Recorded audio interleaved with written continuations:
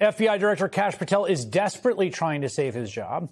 Last week, The Atlantic magazine, citing more than 24 sources, painted a picture of Patel as an MIA agency leader at risk of spiraling out of control. Of particular note were allegations about Patel's excessive drinking, leading to multiple instances where FBI officials could not rouse the sleeping director. Now, we should note, MS Now has not independently confirmed this reporting. Patel has called it false, and now he is doing what Trump officials so often do when backed into a corner by unflattering reporting. He is suing The Atlantic for $250 million. At one point, Patel's lawsuit alleges, quote, the director does not drink to excess. Maybe that depends on your definition of excess. His argument is slightly undercut by this video of him chugging a beer during the Olympics earlier this year. We all saw it on repeat quite a bit. Today, Patel addressed that video during a press conference with Acting Attorney General Todd Blanche. I'm like an everyday American who loves his country, loves the sport of hockey, and champions my friends when they raise a gold medal and invite me in to celebrate. I've never been intoxicated on the job, and that is why we filed a $250 million defamation lawsuit. And any one of you that wants to participate, bring it on. I'll see you in court. Just got to remind you, Patel's own girlfriend said he was on the job when he attended the Olympics. She said the FBI was providing security. This is not the first time Patel has sued a media outlet over unflattering coverage, and I think this is pretty notable. In fact, just moments ago, right during commercial break, we learned that a judge dismissed one of those previous lawsuits against Frank Figliuzzi, familiar face to many on this network. At the end of the day, Patel is just taking after his boss, of course. You'll recall last year when Donald Trump sued the Wall Street Journal and Rupert Murdoch personally, after the paper reported on that gross birthday letter he appears to have written to his old pal Jeffrey Epstein about how, like, certain things never age with the drawing. That suit, by the way, the one that Trump filed against the Wall Street Journal and Rupert Murdoch, that was dismissed by a judge last week, although Trump can refile it. Congressman Jamie Raskin's a Democrat of Maryland. He serves as ranking member on the Judiciary Committee, and he joins me now. Congressman, this seems to me there's a really sort of unnerving and dangerous dynamic whereby people in Trump's orbit, particularly those associated with the Justice Department of law enforcement, when they're on thin ice with him, then need to do things that would ingratiate themselves, which means a kind of upped ante or incentive for abuses of power.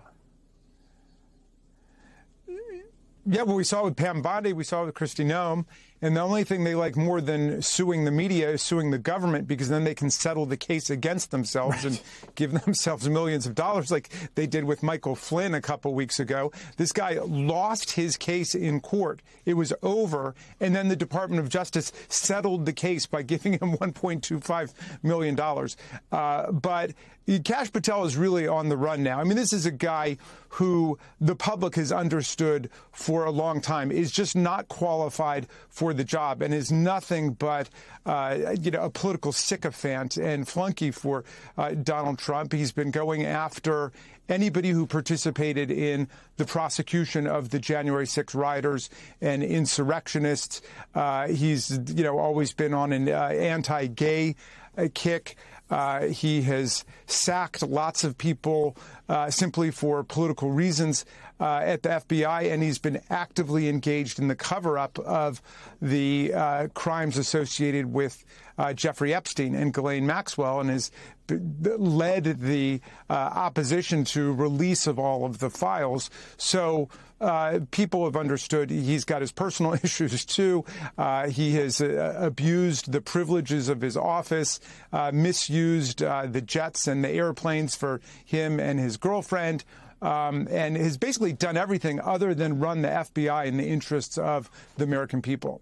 Well, and this reporting from the Bulwark, which really caught my eye, I mean, a reminder, of course, that the FBI has very real and serious work it has to do. Lots of really important things they have to do is try to find people that have committed crimes, to try to suss out or sniff out possible plots being planned against the United States.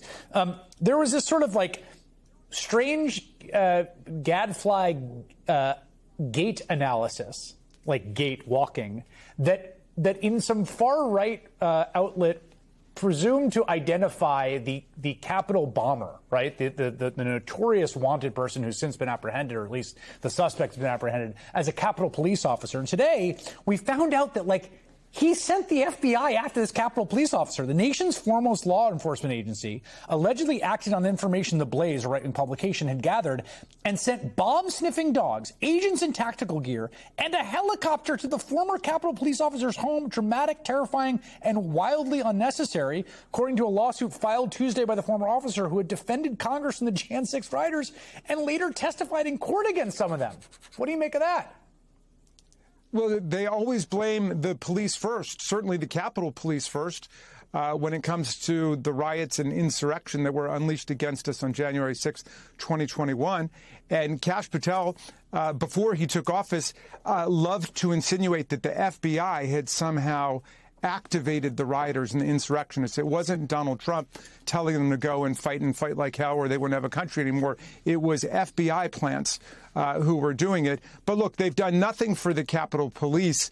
Nobody in MAGA has done anything for the Capitol Police other than try to cover up the crimes against them. 150 of them were wounded and injured and hospitalized. Many have been disfigured for life. Many have been disabled and have had to leave police work, like Sergeant Gonell.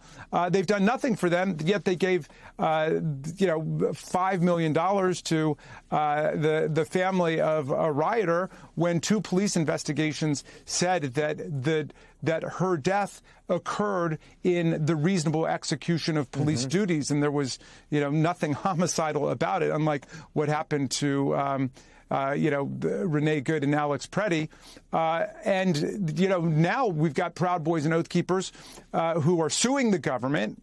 They want to try to settle those cases and cash in, including one who was talking about it who was convicted of child sex abuse after he was pardoned from prison by Donald Trump. And just last week, they filed a motion to vacate the criminal convictions of the Proud Boys and Oath Keepers, who are the ringleaders of the whole thing. So, yes, they go after the police first. And that's how I see the Southern Poverty Law Center thing. The Southern Poverty Law Center is the leading opponent of racist white extremism and violent white nationalist groups in America. So, of course, they're going to go and try to prosecute them for doing precisely what the FBI does, which is paying informants to go undercover.